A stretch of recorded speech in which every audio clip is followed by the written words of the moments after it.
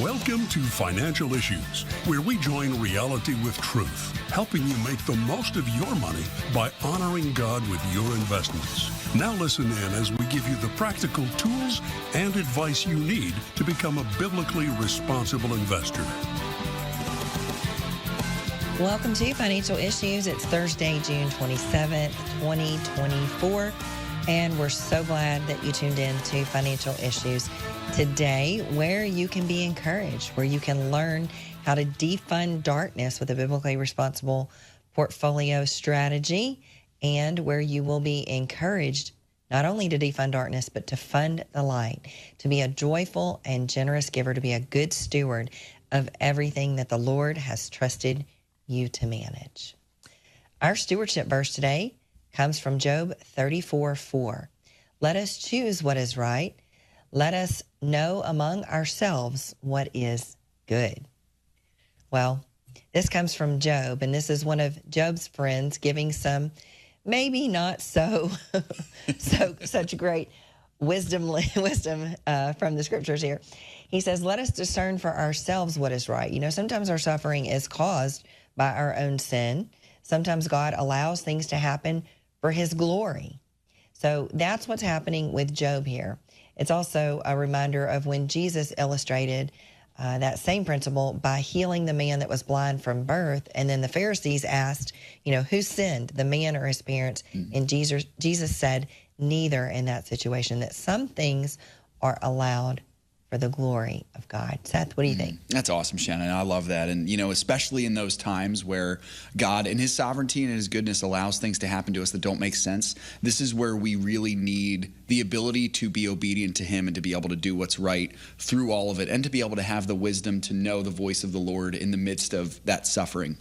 And so we believe, Shana, this ability that God gives us upon salvation, it applies to every area of your life, the ability to be obedient to him, but especially to your finances, And so when people become partners of the ministry, one of the benefits that you get actually is access to our stock recommendations. And so that was sort of the lead into today's topic.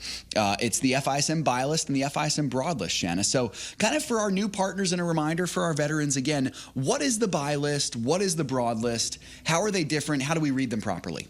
Right.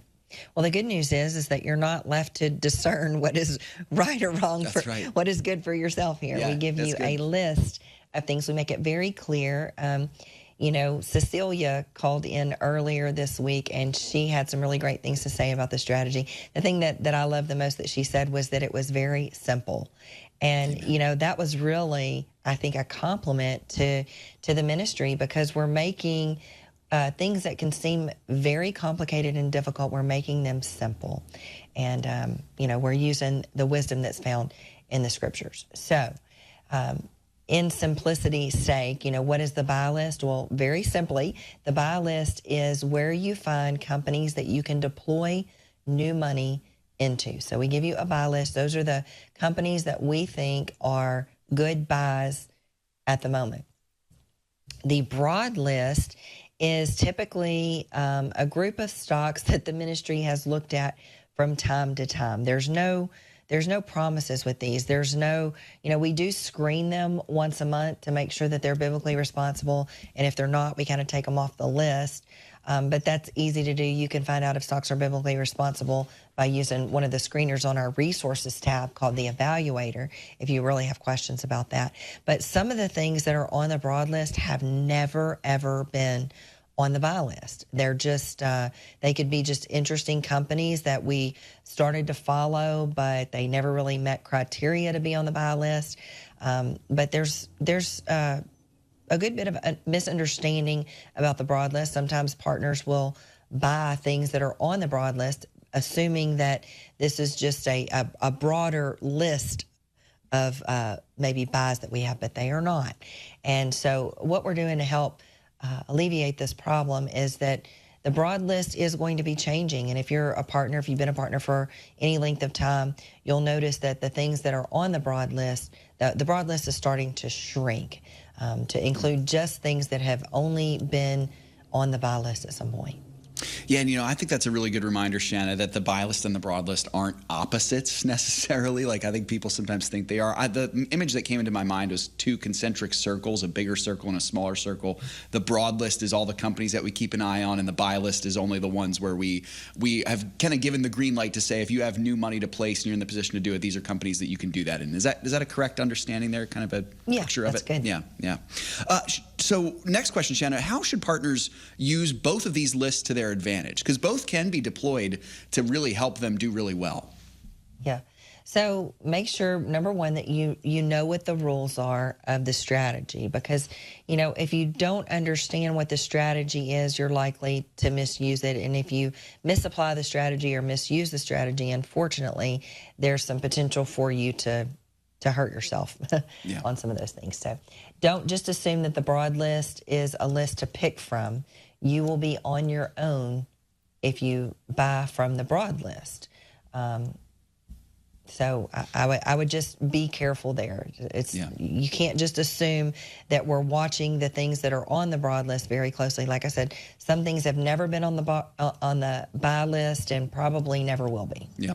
And what is it about stocks, Shana, that makes them eligible for placement on their list, or on our list, I should say? Well, if you're talking about the buy list, or the broad list, the number one criteria is that they're biblically responsible when they come onto the list. Now, there's no guarantee that they will stay that way, and evidence of that is if you look at the history of our sales over the past 2 years. Unfortunately, corporations are becoming more and more woke, and they're investing company assets into agendas that really they have no business supporting. I mean, their job is to return value to shareholders, and how can you really argue the fact that if I contribute money to this gay pride festival, it's going to increase the value of my company? I don't see the connection there. So first it has to be biblically responsible, and then it has to meet certain fundamental criteria that we look at, to see if a company has a good business plan, if they're executing that business plan in a successful way, if they're returning value to shareholders, what the current entry prices are, so on and so forth.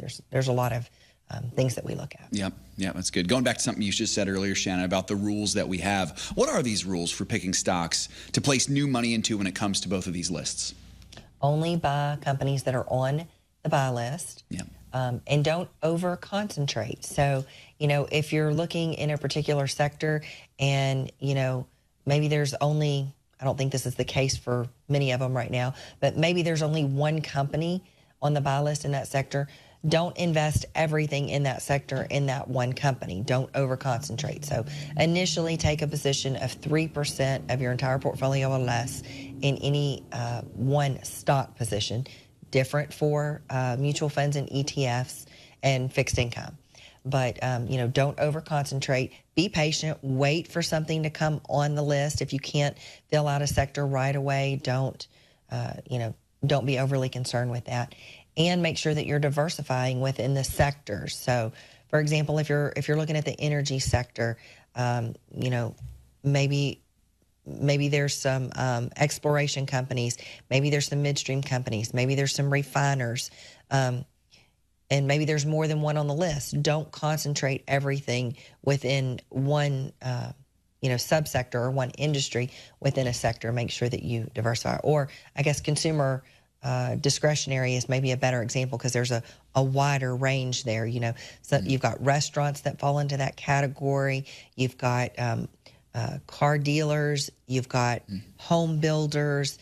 You've got retail stores and things like that. So, if you're going to have, let's say, 3 companies in that one particular sector, well, don't pick 3 that are in the home building, category, or 3 that are in the retail. You want to have some diversification there. Yeah, that's good. Shana, a phrase we use a lot. This is for any fishermen out there. You'll like this. We tell people don't fish from the broad list. What does that mean, Shana, and why do we tell people not to do that? Well, just a reiteration of everything that we've been saying.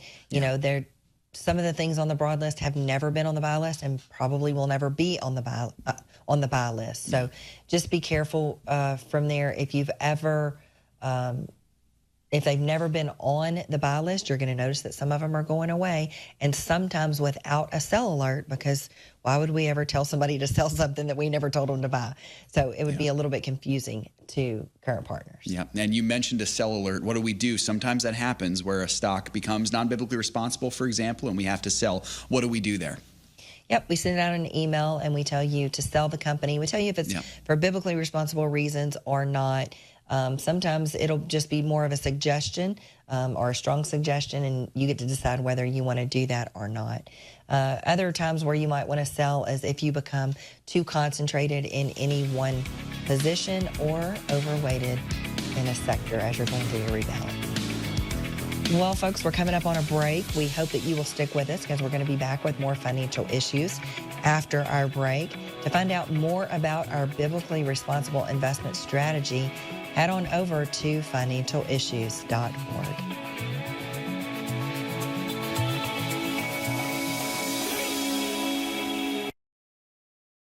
I actually called the clinic thinking that it was an abortion clinic. I knew that at the time my partner wasn't going to be involved. I did want Suzette, but I was having financial problems. And I was like, I don't need an appointment. They're like, just come in and we'll help you. And so I went in, and that practically changed my life. I had not been sleeping in. I remember being able to sleep that night because I knew that something was gonna happen. I was able to carry Suzette full term and have her. I'm extremely happy that I did not get an abortion. I don't think I would be here today, or my daughter. I don't think I would ever sacrifice as much as I did, because I feel that I did it for her. And if it wasn't that people that supported me, I don't think I would have ever been here.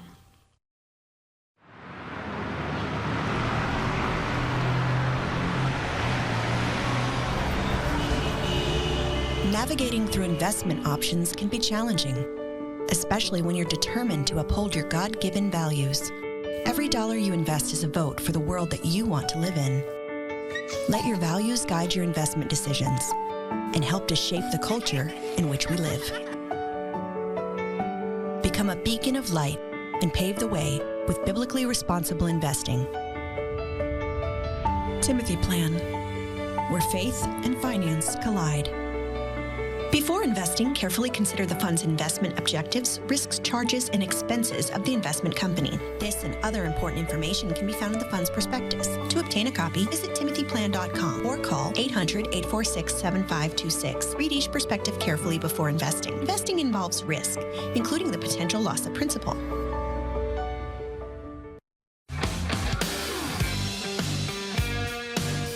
Folks, hope you enjoyed that conversation we had in the last segment there. Go back and listen to it if you're a new partner and you need some more information on the buy list and the broad list. But, Shana, an interesting article came across my eyes in my research. The title of the article is this. It's a question. Is buying stocks when the S&P 500 hits a new all-time high a smart strategy? And then it answers itself. History provides a clear answer. So the article suggests that it is, in fact, a smart strategy to make investments when the S&P 500 hits record highs, noting that it is currently peaking. Now, high stock prices tend to make people skittish about investing in stocks due to fears that the markets will reverse. But this particular article actually says that it's a great time to put extra money in the market. The article reasons that, quote, one all-time high typically leads to another in short order. Very interesting. Shana, what's your opinion for us on this strategy? What wisdom would you have for us? Well, if you look at what the market's done this year, it's hit over 30 new highs this year. Wow. So yeah. that seems to confirm what they're saying there, that one high leads to another. Now, eventually, the market does tend to correct, and corrections are, very, very common, and they shouldn't really be feared. So what would I say to this is, don't really get into trying to time the market, use a reasonable approach. We recommend dollar cost averaging. So, splitting up your money, deploying money regularly into your portfolio is a great way to smooth out volatility over the long term. And then what I would say is just keep your emotions in check. Try to inoculate yourself the best way that you.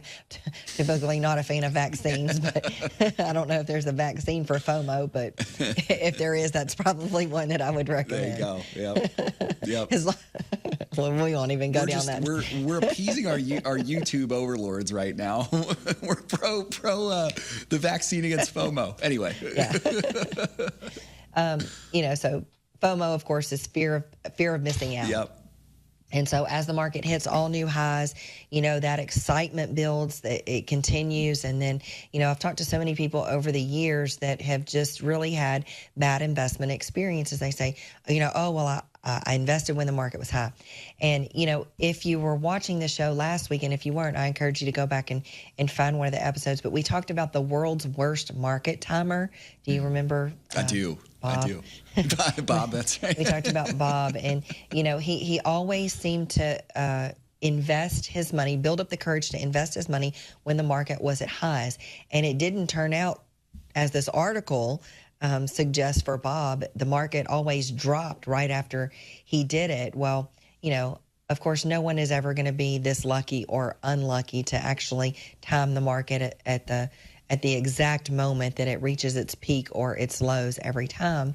But I will tell you, Bob's results were not half bad.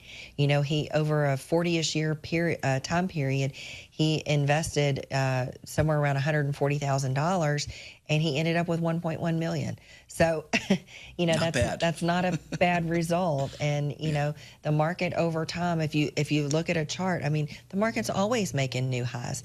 So that should not necessarily be something to scare you away from investing. Just take a level-headed approach to it. Yeah. And, Shana, you had brought up our friend Bob once again. That's a really good reminder. We're not trying to promote market timing, obviously, because he timed the market badly. I think it's more just the lesson is there that if you're willing to invest, there's a chance that you'll be able to get a return. It's not guaranteed, but, that we certainly see that for sure. Yep. Yeah. It's certainly not guaranteed. Yeah.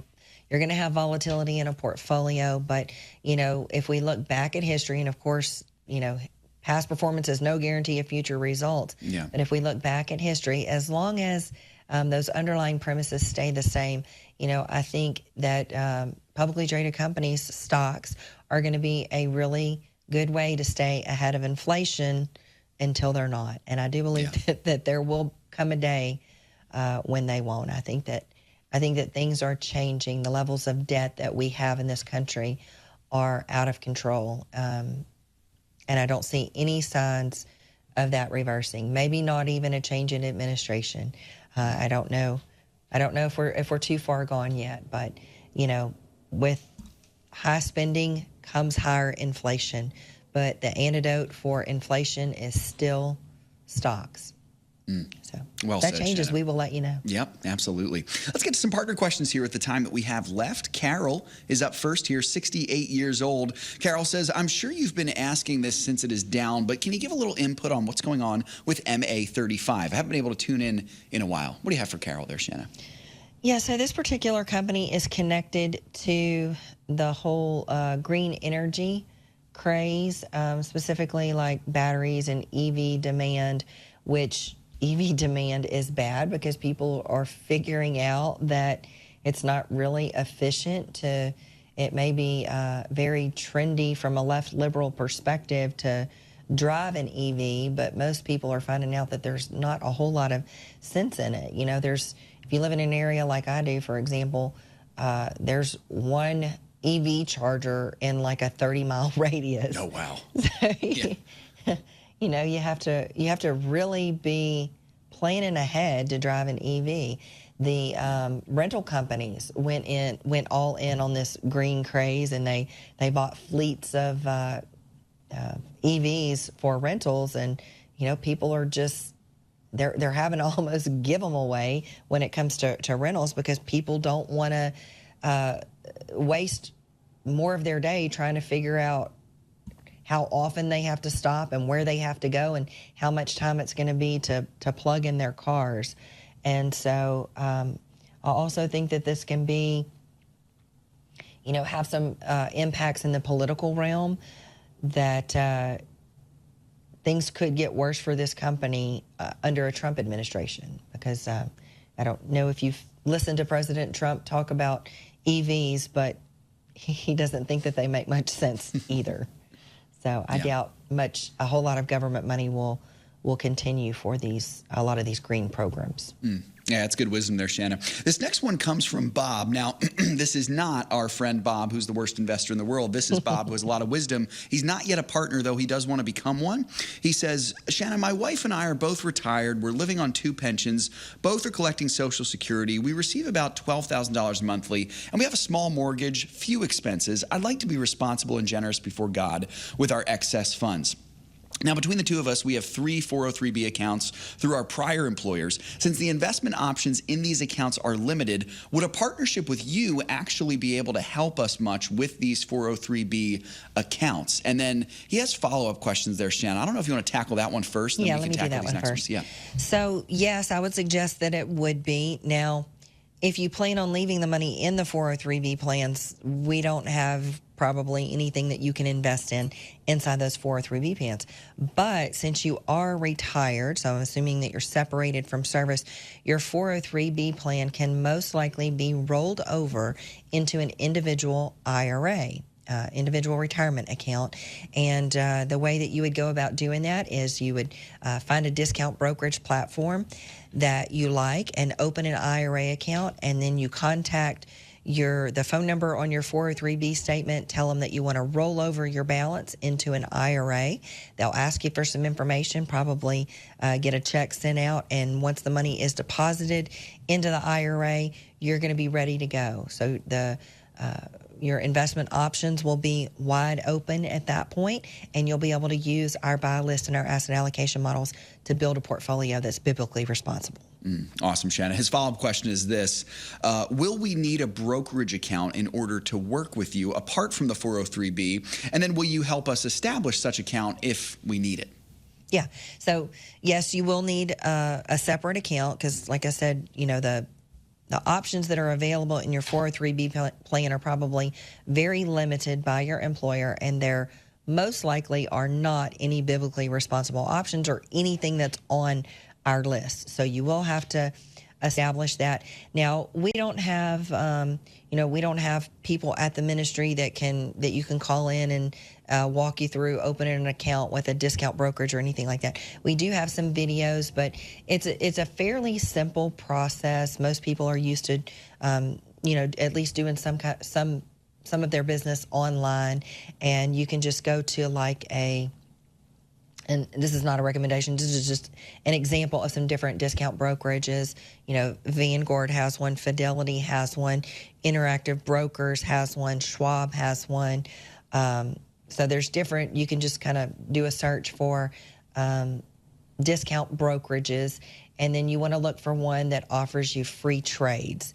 And a lot of times they'll have a customer support if you get stuck opening the account. Now, what I would caution you against, if they offer you an advisor or someone to help you with your investment strategy, they probably know nothing of financial issues. They probably know nothing about our strategy. And I think it's a pretty safe bet to say that they probably know nothing or very little about biblically responsible investing. So you don't want to ask them for investment advice, but they have a support team that can help you with the technical issues of getting accounts open. Awesome, Bob. Thanks for those questions, man. That's great. And hopefully your journey to becoming a partner is a blessing for you for sure. Last one here for the day, Shana, is Austin. He's 28 years old, and he just wants to know your thoughts on the potentially new, coming down the pipeline, the Texas Stock Exchange. From a biblically responsible perspective, your home state, Shana, in fact, is this something that you could foresee impacting partners? And if so, in what way? Not in the short term. So it's a ways off. They have raised some money to get this done and to get it launched, and they actually have the support of BlackRock, among others. That makes me a little bit that makes me a little bit skeptical. Yeah. But they have plans to register with the SEC this year in 2024. They wouldn't even launch until 2025, and they wouldn't start listing companies, according to what I read, until 2026. So they still have a long ways to go. They still have to get regulatory approval, which is not something that's guaranteed. They have to list companies. They have to talk companies into listing on their exchange, and they have to win order flow from other established exchanges. So, you know, I guess it's something to keep an eye on, but I don't think it's really something that's life-changing right now. And Shana, just a quick follow-up. If something like this were to happen, could a company trade on both the New York Stock Exchange and the Texas, or would they have to pick? And they probably would be able to do both. They have to, yeah, they could do both. Nice. Yeah. Good stuff. Yep. Awesome. Well, I think we're wrapping up. I think so. Yep. Today. That's all the time we have for these. Yep. For these questions. Well, if you listen to a station or watch on a station that only carries the 30-minute version of the show, we bid you a farewell and a good day. For the rest of you, stay tuned. We're going to be back with more financial issues. And if you want to catch the full show, go to financialissues.org/live, or better yet, download our FISM phone app.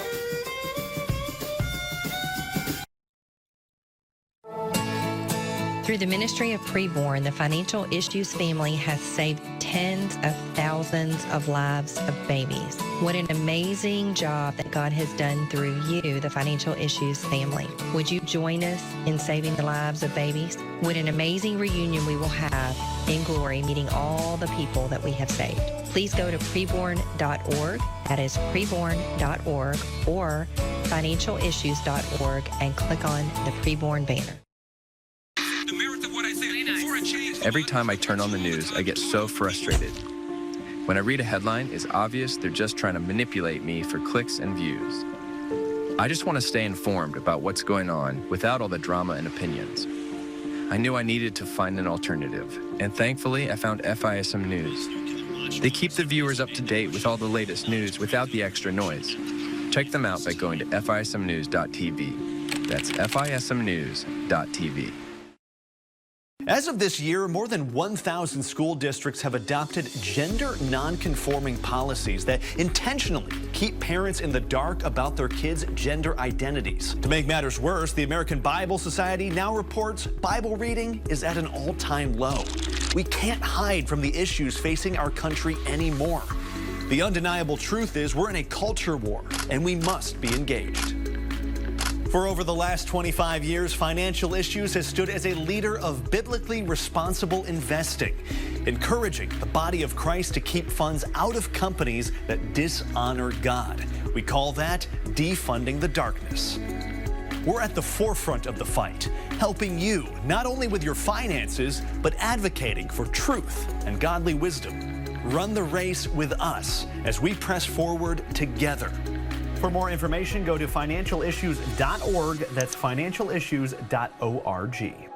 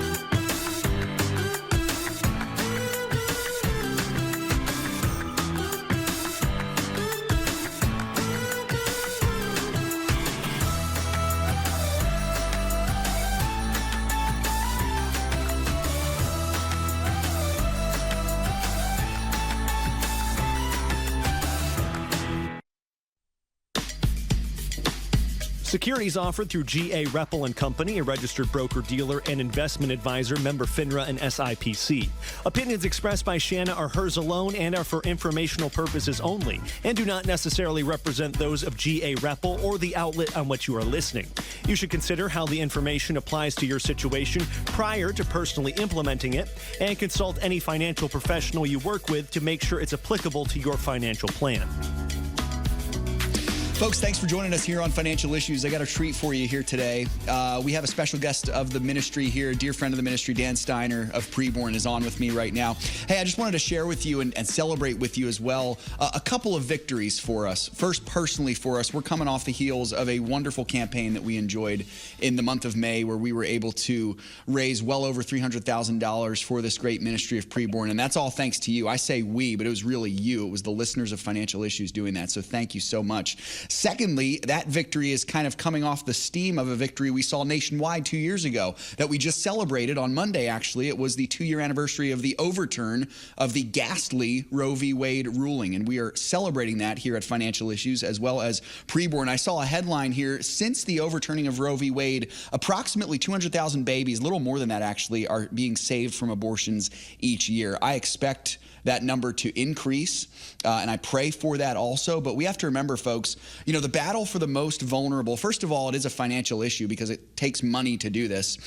It's raging on, and right now, you have to understand there's an evil world system, and tonight on CNN, you're going to see a debate between two men who kind of represent the two sparring parties here. One of those world systems is a system that is hell-bent on killing the most vulnerable in society. And that system currently owns Hollywood, the healthcare industry, the media, the news media, social media, and right now it owns the White House.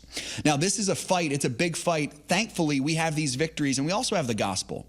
So that sounds like a winning combination for me. And one of the most gospel-centered ministries that I know of is the ministry of Preborn. And I'm so thrilled to have Dan Steiner join me. Dan, welcome. It's great to have you back on the program, brother.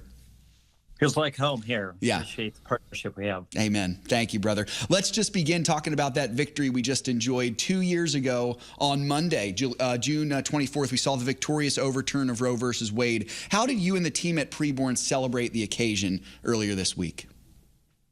Yeah, this was a great opportunity for us to, particularly in the light of the politically motivated, I believe, holiday of Juneteenth around that time as well, which we do not take off at Preborn. But we decided that we'd make a holiday here at the ministry to give folks a time of a day off to pray and thank God and celebrate the victory of the overturning of this horrific piece of judicial activism that has been sent to the trash heap of history where it came from. And the turning for Roe versus Wade 2 years ago. Yeah, it's just miserable, and but yet it's back into the hands of the states, and each state gets to decide who they will be, as though each of us do as well in our lives every day. And I think that's great, because the Lord says that he is the God who tests the heart and tries the reins of our heart, to give everyone according to his ways and the fruit of our deeds. And so we as states independently get to decide before the living God, what are we going to do to dispose of either the protection or the death of our least citizens, our voiceless citizens, the unborn and the preborn in the midst. And we're seeing that now unfold in front of us. And so it's a bit of a disconcerting thing, frankly, to see all that has unfolded since then. The reality of this, Seth, is that the abortion industry and the deep state have, since 2017, planned for the fall of Roe versus Wade. We've seen it in their plans. We have their plans. And they, long before the fall of Roe versus Wade, constructed telehealth operations across the United States and overseas to mitigate the effect of the disposing of Roe versus Wade. And so now today, unfortunately, 63% of all abortions are done chemically in girls' bathrooms in all of our neighborhoods. So the abortion clinic of today and this afternoon and tomorrow is our neighborhoods, where they can get abortion pills, the deadly abortion concoction of RU46, which is mifepristone and methotrexate, into their mailboxes. And so that has really changed the battle at Preborn. We've had to pivot and are in the process of mitigating this online digital do-it-yourself abortion, DIY abortion. And this is a horrific thing to the women of America. You know, before, if a woman went into an abortion clinic, she typically would not see her baby that was destroyed. But now, in the abortion pill, she has to dispose of the baby right there in her bathroom. And this is a horrific, I mean, emotionally, obviously, spiritually, they're bringing them into our clinics. We're seeing women all over the United States in all of our clinics coming in with partial abortions that were not done correctly, with horrific infections from taking this abortion pill that didn't completely work because their gestational age might have been beyond the threshold of the effectiveness of the pill, which, as anyone following the pill knows that the Obama administration and the Biden administration has kept pushing the limits on that back at the hazard of the women in America. And so while we celebrate, and it's a joyous thing, and we gave the holiday off because of Roe versus Wade being overturned, we still need to double down on stopping abortion in America. There was 1 million abortions the year after 2023 Roe versus Wade, and only 926,000 the year before, while Roe versus Wade was still in effect. And so this was their plan. They charge the same amount.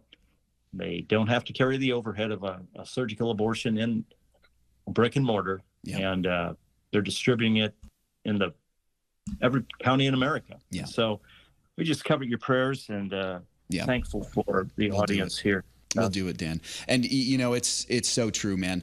We had mentioned earlier that this really is a financial issue. It absolutely is. And you had just mentioned how it's perhaps more convenient now than ever to get an abortion, even in the post-Roe v. Wade world. So we have a two-pronged effort here. On the one hand, we celebrate, absolutely. On the other hand, I think we're seeing the fight increasing. After this victory, it's perhaps enraged the other side more, and it's now causing them to, in the worst way, to think outside the box.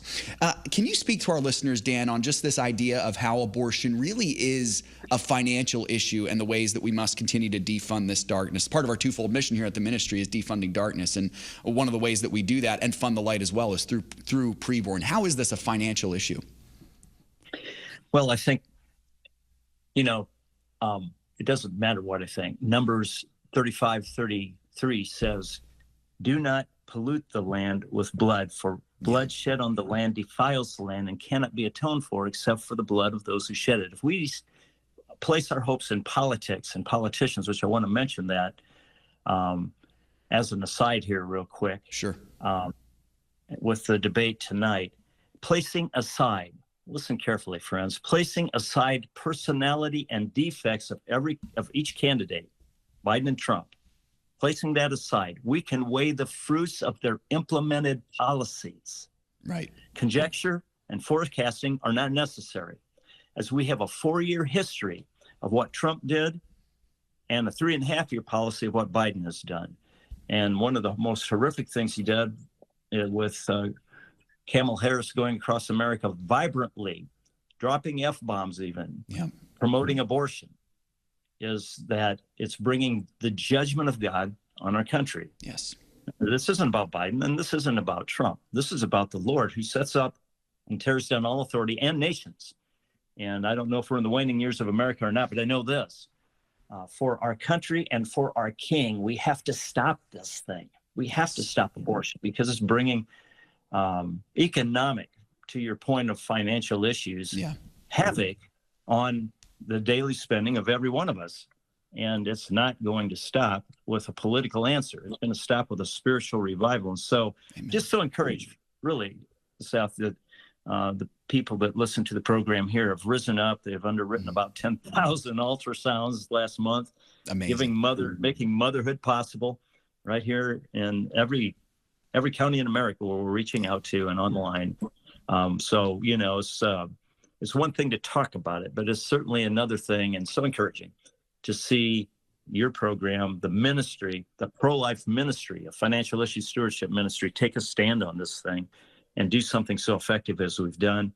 And the ultrasounds that will be matched and put in place as a result of this that will give girls, each machine, 10 years of baby pictures of their babies. It's awesome.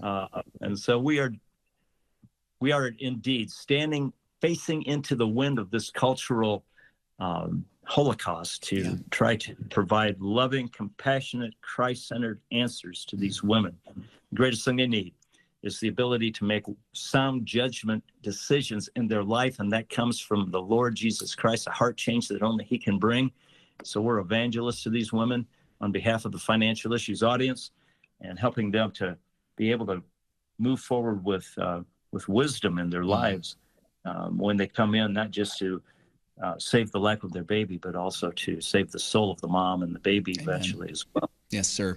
Dan, it's a pleasure to have you on as always, brother. Folks, this is just part of the joy of being part of the FISM family, is joining in ministries like Preborn. We love Preborn, and we are with you guys, Dan. Absolutely. We're with you all the way. Folks, if you want to join in the fight and consider even giving your hard-earned dollars to this great ministry, go to preborn.com, or you can call them at pound 250 keyword baby, pound 250 keyword baby. We'll be back right after this break.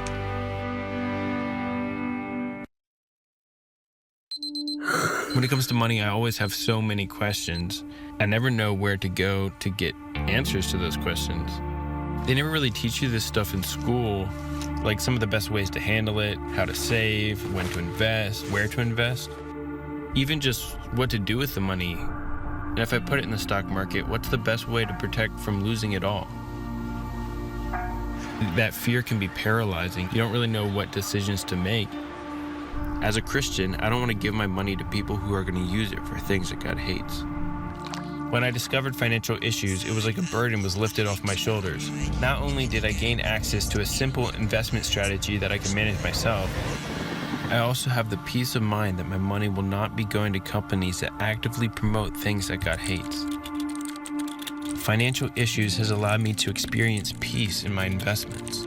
Invest your money in a God-honoring way. Go to financialissues.org.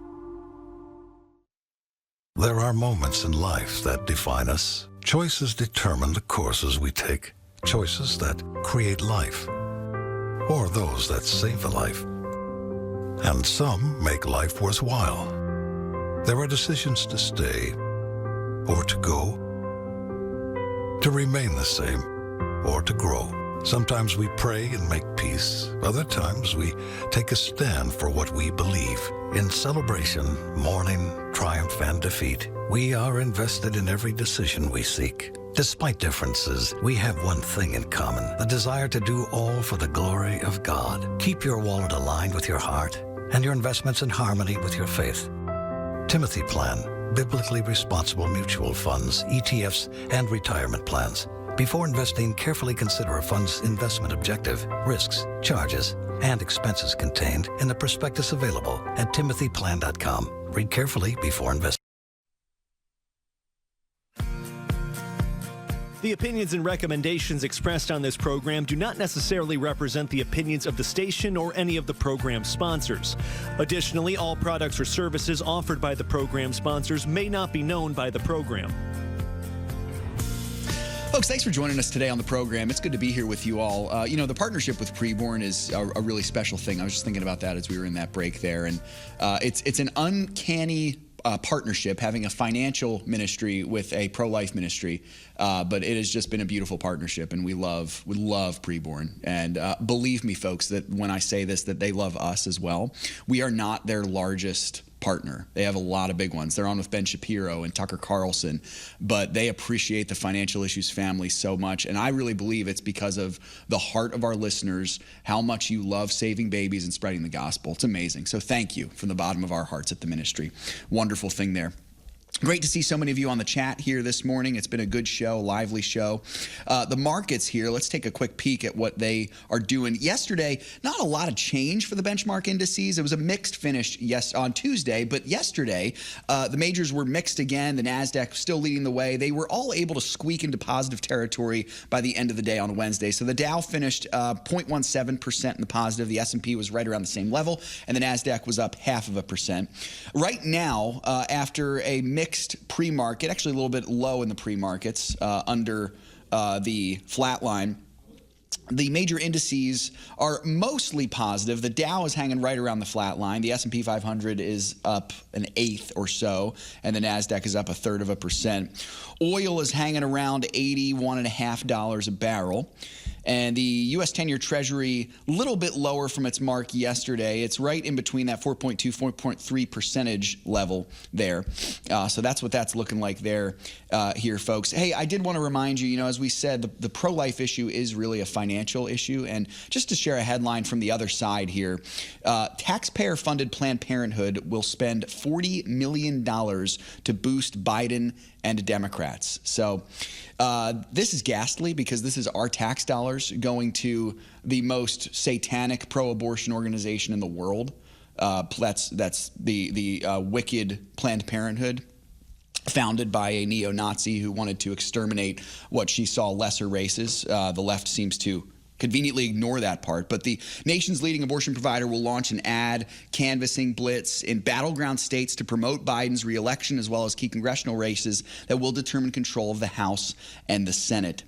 As we said earlier today, 200,000 babies have been saved each year since the overturn of Roe v. Wade. Folks, I don't want to be political with this. I'm not trying to make this a political issue, but the reality is there's one side in the political battle here that is fanatically pro-murdering babies. There's one side.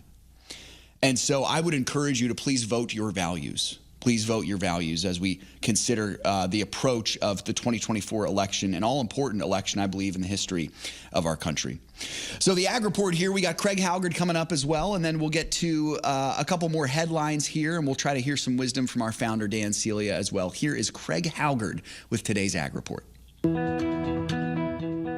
This is Craig Halgard with your Financial Issues Egg Update for June 27th. Well, corn was pressured by a 10-day weather outlook that continues to show beneficial rains for the eastern and central corn belts, while keeping rains from passing through the already overly wet areas of Minnesota and the Dakotas. At the close, December corn was 6.5 cents lower at $4.36.5 per bushel. Soybeans are an interesting market. The U.S. weather forecasts favor better soybean production in more areas than not. In spite of generally good growing conditions, farmers remain hesitant sellers of old crop beans in both North and South America. As a result of that, the U.S. cash bean markets have been pretty hot due to regional shortages. Additionally, it appears that a cargo of soybean meal from Argentina has been sold for delivery into a port in the southeastern portion of the U.S. At the close, November beans were 4.5 cents lower at $11.07. After 7 consecutive losses, we saw the sell-off in wheat stall out. Funds have amassed an estimated net short position that's almost double what they had a month ago. With U.S. prices at levels that are attracting some export business, speculative sellers are starting to wonder if continuing to press this market lower is going to be worth the risk. At the close, Minneapolis September wheat was a half cent higher at $6.04. Kansas City rose by 3 cents to close at $5.84.5, and Chicago was unchanged at $5.60.5. Cotton futures inched higher in a very narrow trade. At the closing bell, new crop December futures were 27 points stronger at 75.34. Livestock futures all moved nicely higher. August live cattle were $2.32.5 higher at $186.75 per hundredweight. August feeder cattle rose $2.72.5 stronger as they settled at $261.77.5 per hundred. And we had August lean hog futures $2.22.5 higher, ending the session at $88.97.5 per hundredweight. Class 3 milk futures traded both sides before closing higher. When the closing bell rang, July futures were a nickel higher at $19.52. This has been Craig Halgard with your Financial Issues Egg Update. We'll be right back with more financial issues after this.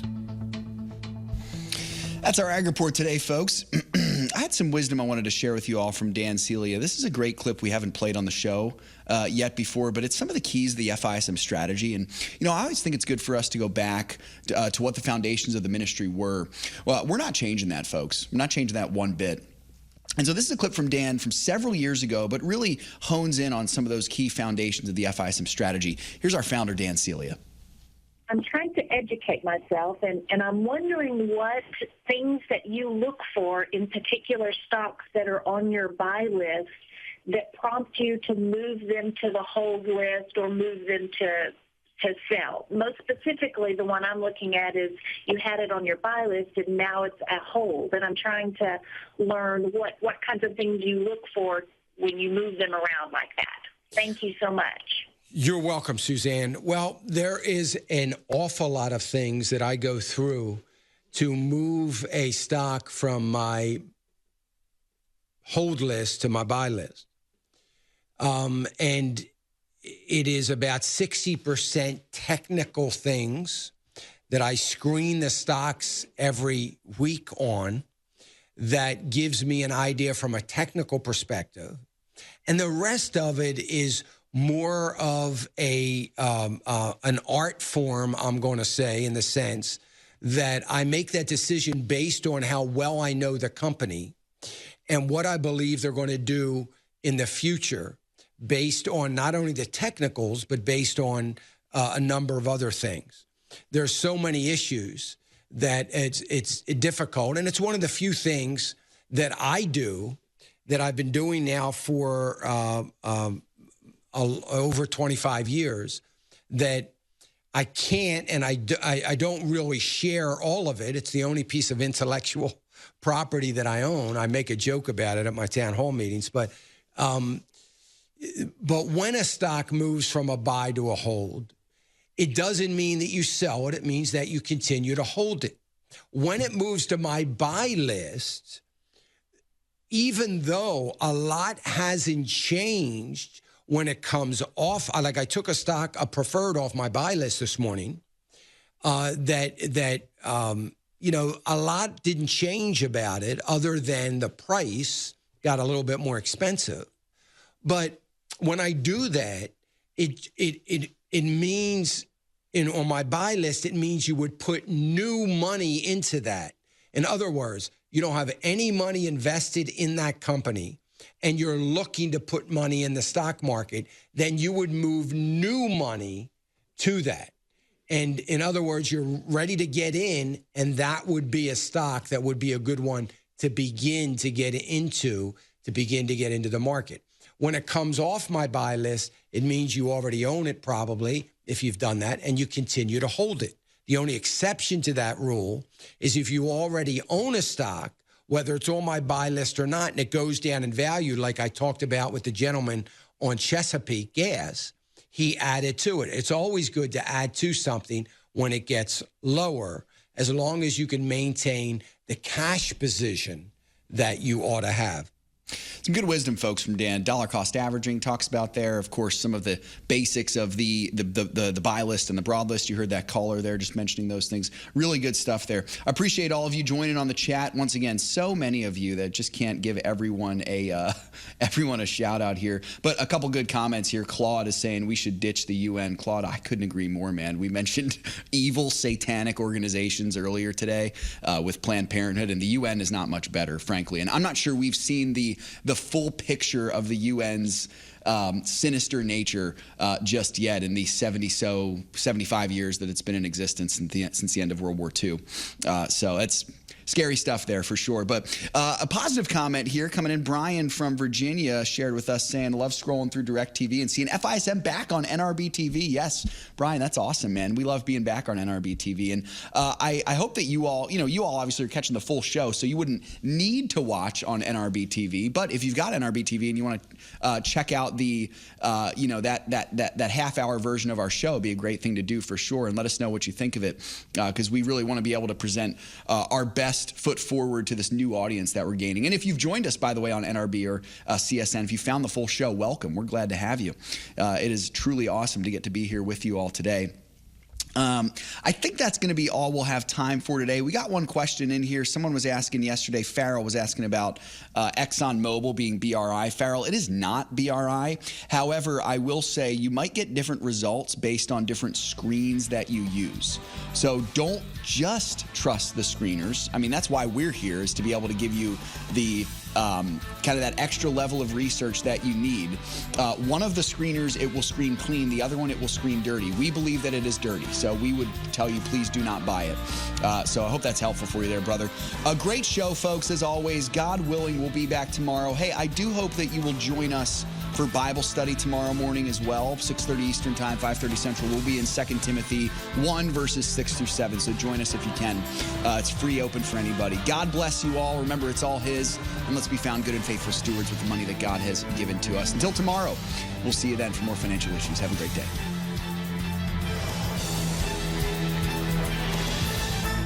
If we ever forget that we're one nation under God, then we will be a nation gone under. Thank you for joining us. This has